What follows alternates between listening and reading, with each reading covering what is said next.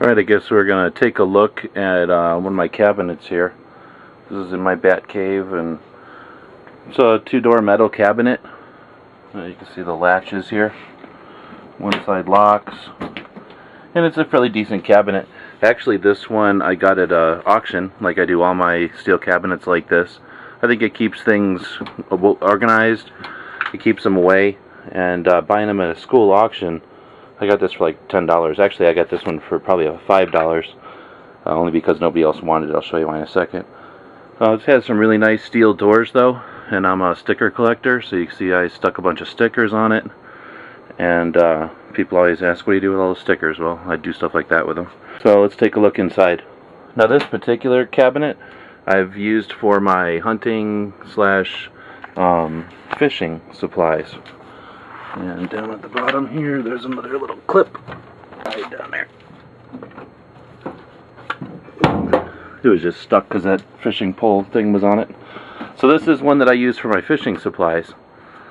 I guess I haven't done anything to the inside of the doors, but you can see I've got my skeet throwers up there, some game calls. I keep my bow in here, and I know I'm not a fancy bow person, so I just have it sort of hang in here. Then I've got my blowguns in there, little baseball bat for the big fish. I got my slingshots in here, some real 550, in other words, right off of the rig of a parachute. I got my oars in here for the canoes. And this is a PVC tube that I use to keep my fishing poles in. It makes them float, keeps them organized. There's most of my fishing gear. I don't have a ton of it, but I guess I have more than some people, especially since I live in Arizona. This is actually my ghillie suit. Kind of looks like a sleeping bag or something. And then just my reels, and kind of wasted space actually. I haven't been fishing in a while, so I figured it's time to clean out this cabinet. And what I'm going to do is put the stuff into these blue tubs. I don't know what they are, maybe 10-gallon tubs. And put it in storage for a while. I'm not going to get rid of it. I do plan to fish again. It's just that I'm not fishing a lot, so I'm going to reorganize my space here and claim some of this space for the stuff I do more often nowadays. I have no idea if people are going to be interested in this stuff or not, so I figured I'd turn the camera on and find out. What we're looking at here is a bunch of my tackle boxes, because you can call them tool boxes, but they're full of fishing tackle. Basically, I'm working on this cabinet. I'm cleaning it out. I haven't gone fishing actually in a couple years now, and I don't see it happening in the near future, but I thought I'd keep some of this real estate for better uses. Anyway, so I'm taking this stuff apart and I'm putting some of it in storage, and I thought I'd mention some of this stuff. Now I might seem like I have a lot of fishing tackle, but honestly I didn't pay a lot for it because I like to sniff out good deals, used places, now things like Craigslist and eBay. Back in the days it used to be garage sales and flea markets and things. But what we're looking at here, the reason I have so many tackle boxes, most of these are the style where you can get things out of either side. This is the one I use most often, I think. It's not too large, but it's large enough that depending on, even if we went to a couple of different lakes in a day, and out here in Arizona the lakes aren't huge, so that happens sometimes. There's enough stuff in there that I have a good assortment. This is I like the size of this one. I think I just ended up getting this one so late in the game that I just didn't use it very much. In fact, it looks like there's hardly anything in it, so I might set that aside, use it for something else from now on. Another one that's just empty. These are great size, really. This one just happens to be full of lead weight, so it weighs about a ton, and then this side's full of steel hooks, so not exactly lightweight. Oh, score, another empty one. So I'm going to take these empty ones and reuse them for something else. But the reason I have so many of them is because I would buy them used at a tackle box full of stuff at a garage sale or something, and you end up collecting quite a few things real quick. I guess there's something to be said for going to the store and buying them new. It's just that I figure once it's in the water it's used anyway, so I might as well buy them used. This does just some of my archery things. A couple of things I figured I'd mention. This is a takedown pole.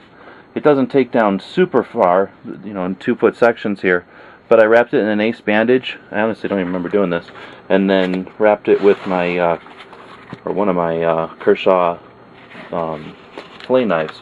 And this was actually in the pack that I used to have, had slots down the sides for ski poles and things, so I could store this in my pack real easily, and make it real easy to get to, and pretty small for walking. And it was able to keep a pretty decent Kershaw. I'm only pulling it out because I was hoping to see the type of steel that's been on my mind lately, and I don't think this one's going to tell me. So anyway, this is a Kershaw knife that I used, I don't know, many years. This one is my grandfather's tackle box. The rest, like I say, I pretty much bought at flea markets and eBay auctions and things like that. Another neat thing that my grandfather made, actually, is this thing. I don't know if anybody's familiar with these, but let's say you're fishing and you get your line caught. You know, you're fishing, you have a hook on the end of a line, it's in the water, it gets snagged on something.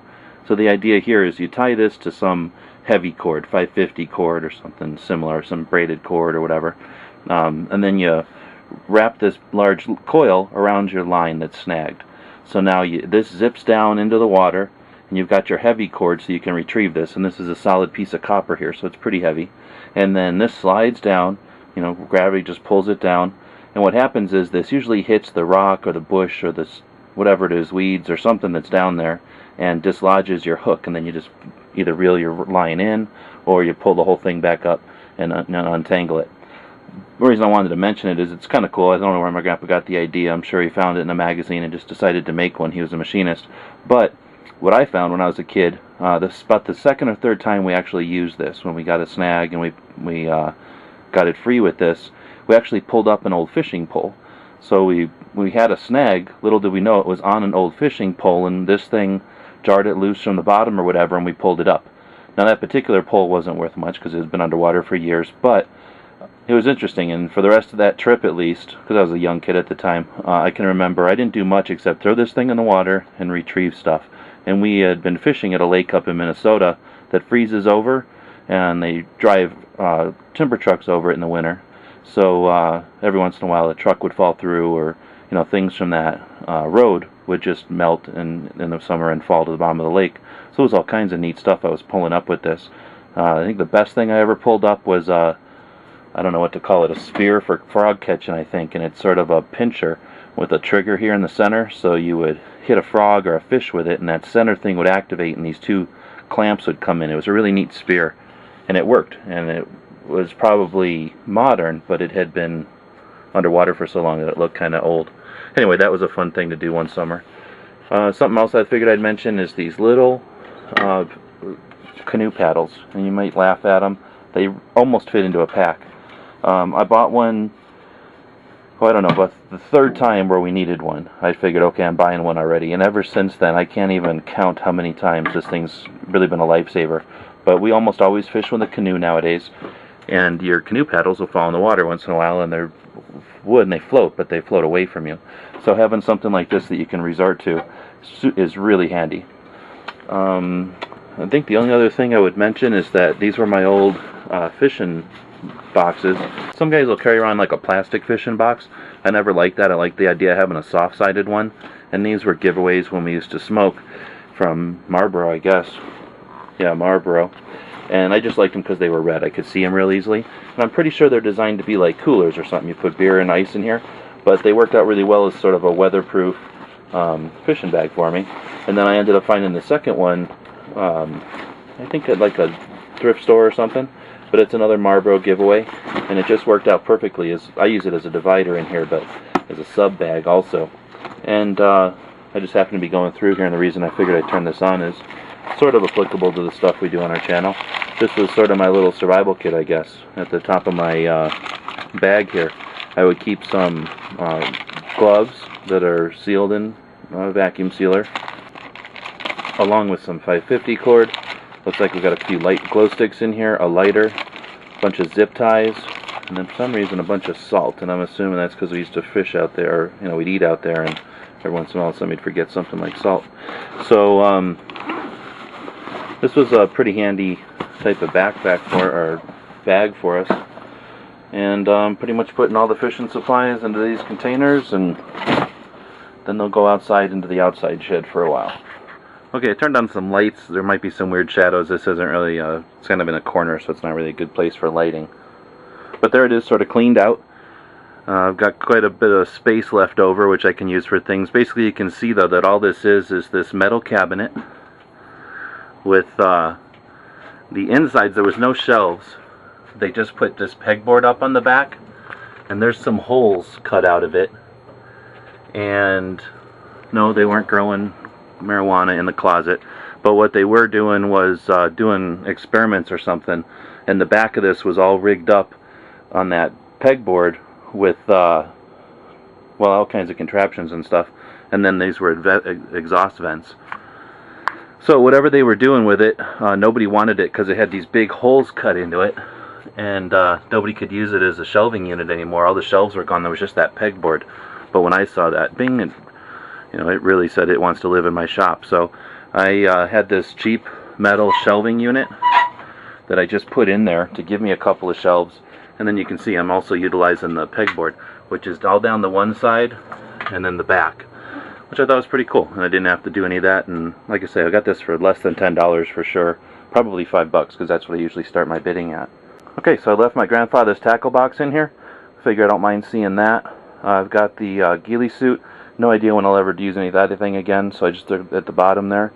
These are all empty. I consolidated them. And now all the fishing stuff is in there, and then this one's about half fishing and half hunting. This is just a gourd, like a pumpkin or a squash or whatever. I just picked it out of the garden, and I actually grew these just so I could have some containers, and then painted it. And that must have been 10 years ago. You cut the top off, you let it dry out, you scoop out the innards, and you get sort of an odd-shaped container here. And this one's full to the brim with marbles, glass marbles. I use them in the slingshots.